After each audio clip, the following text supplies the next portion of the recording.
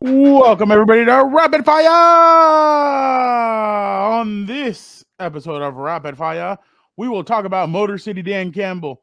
Should I be criticized, man, for his 4 downs? We'll talk about that. Also, which of the teams that lost in the championship game will be back next season? Kyle Shanahan or Sean McVay's coaching tree? Which one's better? And then who's to blame for the Ravens' loss? Who? And then what was a better play from Sunday? The Lamar catch or the Ayuk catch? We'll talk about that and more. Fernando Ramirez, Gilbert Manzano, and then the voice of Vic, the producer. Vic, thank you. Hello, thanks again for having me on. We've reached Super Bowl week, I guess officially, or Super Bowl bye week. So we're ready to go. Can't wait to get this started. But let's start off with Mr. Dan Campbell. Fair or foul for Dan Campbell to be criticized for going on 4th down twice in the second half? And did he cost the Lions a chance to advance to the Super Bowl? Fernando won last week, so Fernando, you decide whether to defer or let Gilbert go first. I know where Gilbert's gonna go, so I'll defer. So I go first? Yeah, go ahead. All right. So Gilbert, do you think it's fair for people to criticize Dan Campbell?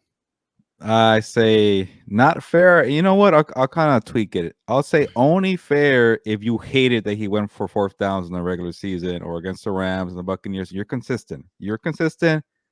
Sure, fine. Go complain about it. But most people weren't. You're praising Dan Campbell when he's like going for it. I believe in my guys. I can't do the voice. Sorry, I always try. I believe in Jared Goff. I believe in Amon-Ra St. Brown. I believe in the man. There you go. I believe in everybody. And I think that method really got them here. And I just like that he's kind of just committed to his ways. And that game, you could fault the meltdown and 17-point collapse there. You could criticize the plays of Ben Johnson too. That's fair. You criticize the defense. That's fair. So they got to that point where they're 20-24, 27-24. Dan Campbell sent that he needed to have some kind of big shot, one more haymaker to try to make this an even game here. So he took a shot. He went for it. Jared Goff got flushed to the right. He couldn't get a pass to Amon-Ra St. Brown. It didn't work. And honestly, I didn't even care what happened after that. The game was over right there. But honestly, if you play conservative, you kind of just extend the game. Maybe the 49ers, go down the field and they score again. They bleed out the clock. And that's what Dan Campbell said. Hey, they're playing the long game. They're trying to, kill the clock. And they're at home. They're in a groove. So he needed to kind of change the momentum and gain the upper hand. He tried. It did not work. You know what? You live and you feel confident about what you did. You did it your way. And I keep bringing it up. The Bills went conservative. They were tense. They were scared. They went for the field goal. And they played it safe. What happened? He missed a field goal. So you just never know in football.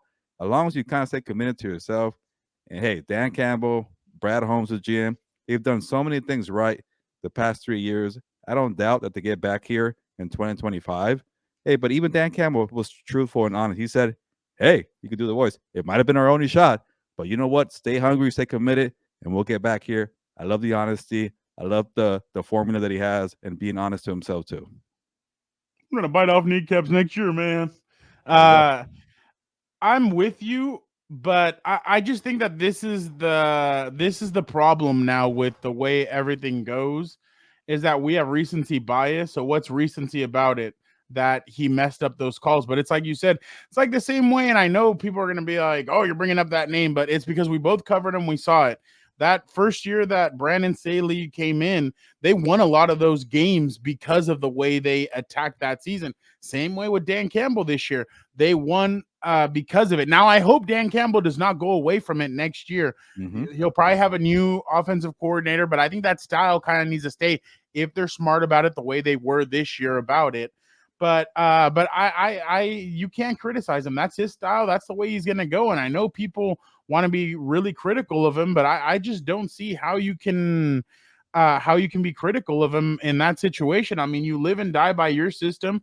And like I said, I hope Dan continues that. But like you said, Brad Holmes and all these guys are definitely are definitely they're on the right path. They've done it the right way. And as we're talking about this, I just got an alert. Tom Brady says he would have taken the points after the failed fourth down conversions. But in the moment, that's the thing people Yeah, forget about that. hindsight In the 2020. moment, with the adrenaline rushing, with everything, you're going for it.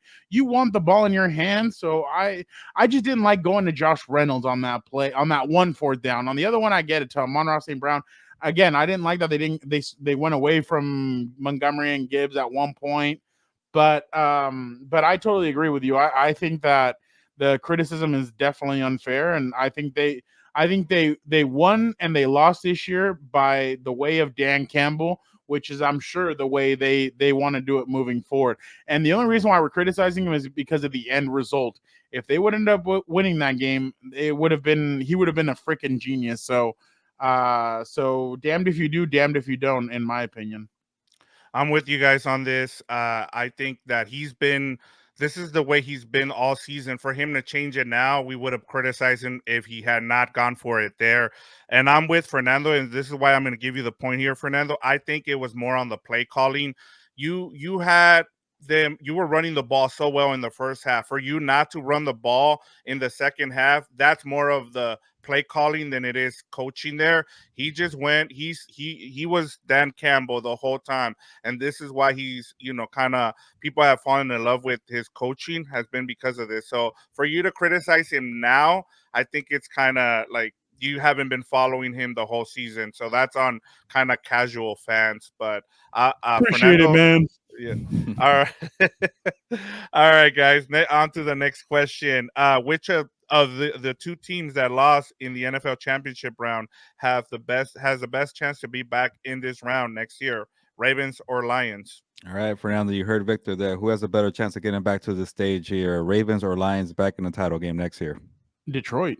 Detroit. I really think that the emergence of Jordan Love, Caleb Williams will probably be there. I have some question marks about Philly. I have question marks about the Cowboys. The Lions are going to lose Ben Johnson, but we'll see what they do. I think they're only going to add to their talent. We'll see what they do with Jared Goff, but I think they're only going to add to that team. I think they'll get better. We'll see what happens moving forward. But the thing is, this is more about the Ravens than it is about the Lions, I think. This is just my way of thinking of it. You look over there and you think, okay, what's going on in the AFC? Joe Burrow didn't play almost at all this season. Justin Herbert didn't play. And then they just got Jim Harbaugh. I'm not saying that Jim Harbaugh is going to, in one season, completely fix everything that is wrong with the Chargers, but they're going to be a lot tougher. The Bengals are going to be a lot better. You're going to have some teams in the, and then the Houston's only going to get better. There's going to be a lot. There's going to be a lot more competition. We'll see if New York can get a full season out of Aaron Rodgers next year. But there's a lot of teams that essentially could come in next year and really kickstart and they could affect what the Ravens do, even in their own division. So I'm going to go with the Lions. I think the Lions have, like I said, there's going to be competition in the division and in that conference, but I think it's more of a gauntlet over on the AFC side. But what do you think? Yeah, it's a tough one. I mostly agree with everything you're saying, Fernando. But to switch it up and be a little different, and I think I believe in this answer with the Ravens. And I'll go to the quarterback position. It's Lamar Jackson or Jared Goff, and I have more faith in Lamar Jackson. I did not like his performance on Sunday. It didn't kind of push the ball down the field. But then again, it's all about play calling. He didn't have the balance attack with the running game. He tried doing it himself by catching that football and going for the first down. And then the lack of weapons kind of hurt him in that game there. But if you kind of build around Lamar Jackson, get another wide receiver, OBJ and Rashad Bateman aren't going to do it. Somebody else to kind of work with Zay Flowers. Get a lead running back. Enough is enough with Gus Edwards and Justice Hill and an old Dalvin Cook. Lamar Jackson can be your leading rusher in every single game. Defensively, they're loaded. I like that, but I am worried about Mike McDonald possibly leaving for another job, and you kind of lose that scheme right there too. But Kyle Hamilton, Roquan Smith, Justin Madubuike, I learned the name, needs to be re-signed there too. But they're loaded, and I worry about the Ravens because they did not stay true to themselves the way the Lions did. But it will be a learning lesson. They should have beaten the Kansas City Chiefs. They were rolling through everybody, and that same kind of feeling was like, you know what, Lamar Jackson, can't get it done. You hear that story all the time. It's more fuel to the fire. We'll see what happens. But I like both franchises. I think they both did a lot of great things here. But I'll go with the Ravens with this one. Yeah, you guys both hit on some good points there, but I'm with you here, Gilbert, just because we've seen this Ravens organization be able to build and be in this position. The Lions, we saw they hadn't been in this position in 30 years, and so I'm gonna go with the team or the franchise that has proven it to us over the last 3 decades. Where the Lions, we don't know if this is a 1 year thing or they're going to continue. I want to see it for another year, and if so, I think then we're on the right track with them. So 1-1, guys, as we head to our third question here, and this one has to do with the coaching on who has a better coaching tree, Kyle Shanahan or Sean McVay. Gilbert, which coaching tree do you believe in more, Sean McVay's or Kyle Shanahan? Yeah, both trees keep expanding here, and I'm trying to pause it 'cause I'm really trying to give you an answer here, but I'll go with Sean McVay, and it's because of what Zach Taylor has done in Cincinnati. Yeah, he has Joe Burrow, but when he's healthy, they're a consistent winner. And then even when Joe Burrow went out this year, Zach Taylor still had the team competing with Jake Browning there. You do have the OC Shane Waldron going to Chicago. He had some good things with, Seattle. You have Raheem Morris now, the new, part of the tree there, going from the Rams. He was a coordinator to the Atlanta Falcons. With Kyle Shanahan, you do have D'Amico Ryans, you do have Mike McDaniel, but you know what? Maybe I'm forgetting somebody because that trade is massive for both sides. But I think maybe the McVay one has been slightly a little better. I don't know what do you feel, Fernando? No, I would go with Kyle Shanahan. I mean, you have Robert Saleh, There Mike you go. McDaniel, D'Amico Ryans. I mean, when we look at Robert Saleh at first. Well, when we look at Robert Saleh, the Jets defense has been nonstop. It's flown all over the field. They've done a good job over there with the defense when he was with the 49ers. Now he's with the Jets. Obviously, they still have to iron out the offense and see what's going to happen there with the quarterback position and everything. But as a head coach, I think he's done a really good job. Well, I think he's done a good job. I think there's been some hits and misses here and there, but overall, I've actually liked what they've done.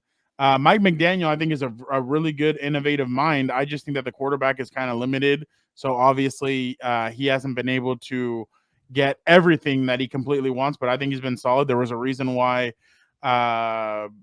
he was sought after before as an OC by numerous teams, and why Kyle Shanahan wanted to keep him. Now, obviously, he's doing good things over in Miami. And obviously Tyreek Hill exploded this year. They have some other weapons out there. And then obviously D'Amico Ryans is he'll probably end up being the coach of the year. I know he'll probably be in consideration, if not one of the coach of the year this year. Why? Because Houston wasn't all that good. The only thing is, I guess his coaching tree is a little bit younger. I think the Sean McVay one has had a little bit more time, Well, I more was going to experience, ask I guess.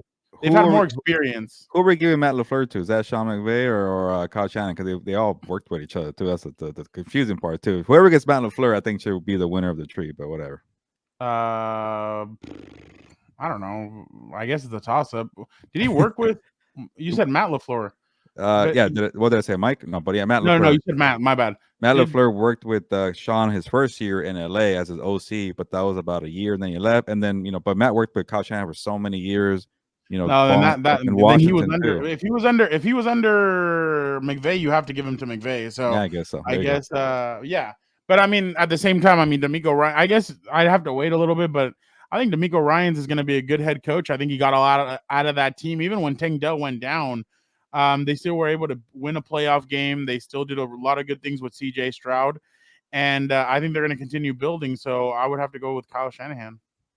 Yeah, this was the reason I brought this up was because of how hard it was, even for me. I mean, Kyle Shanahan also has Bobby Slowick. I mean, and then you look at McVay, and he's got other names that Zach Robinson just got hired as the OC. And, Joe Barry, who hasn't been good with the That was a good Packers. hire. I just want to see who their head coach or who their quarterback is going to be.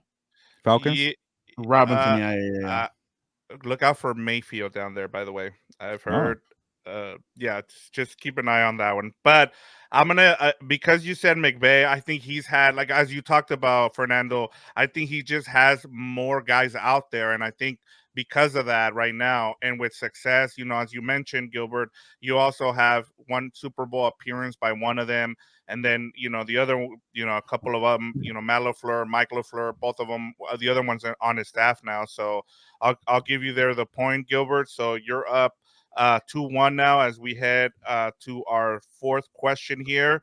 And is the Ravens loss on Lamar Jackson, Say Flowers, or offensive coordinator Todd Monken?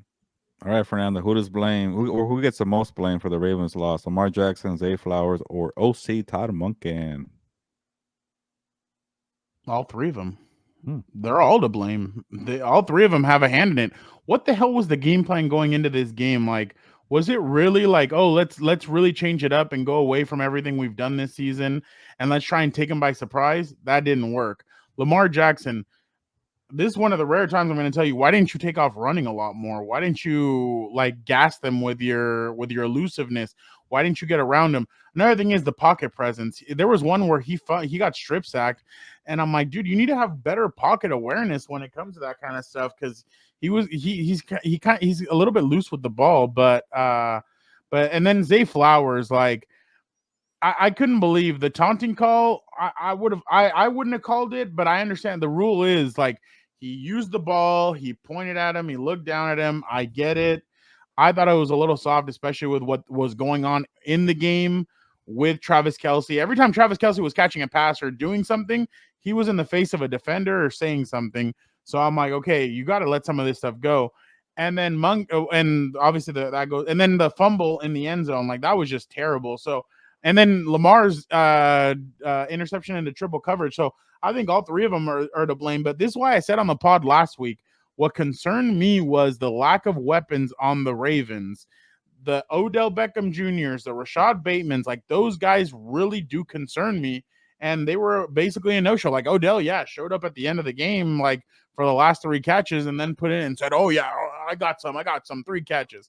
I think all three of them are to blame, and I think they each deserve a little piece of this pie, to be completely honest, because I mean, except for a couple of hiccups on the defensive side of the football, I thought McDonald and Kyle Hamilton and those guys played well. The only thing I didn't like from their side is that they didn't hit Mahomes a lot more. I would have been hitting him every chance I got, but I understand the 15 yards, but sometimes you kind of take those to get the to set the tone, but I get it. Yeah, that's why we were a little hesitant with the Ravens because they do lack talent offensively. But I'm not gonna give them that excuse because they crush a lot of teams. They got it done, and you all of a sudden you go away from your formula. You lost your composure there, Zay Flowers. The team was a little tense. They were flat. They lacked they lacked experience. And you know what? Before I'll give you an answer, it was a 7-point game, and it didn't feel like it. So that to me goes on coaching. When it's still a close game, and you guys are still out of sorts offensively, defensively, you couldn't really get in a rhythm when it comes to pressure and takeaways. The takeaway battle was 3-0. The Ravens, were just they're out of sorts here. So I'll go with Tom Monkey here for my who to blame here. You got to run the football more. Do what got you there. I don't know, maybe having Mark Andrews back on the field threw off Todd Monken, but 2 very good tight ends should not be a problem for you there. So don't let Lamar Jackson be the leading rusher. Somehow, I get it's Gus Edwards and Justice Hill, and Dalvin Cook, but it worked all year long. You had 229 rushing yards against the Texans the week prior. So what happened there? And the Chiefs can't stop the run. They're pretty good with the secondary. And you're going to drop back, like you mentioned, for now 37 times against L'Jarius Sneed and Trent McDuffie. Todd Monken, you had a great year. You helped out Lamar Jackson as a passer, but you completely went away from everything that got you to this point in 2023, or I guess 2024 now. But Monken should get most of the blame here for me. Yeah, I mean, Gilbert, you hit it right on the head there. I was gonna give the point to Fernando there just because he did mention the lack of offensive weapons.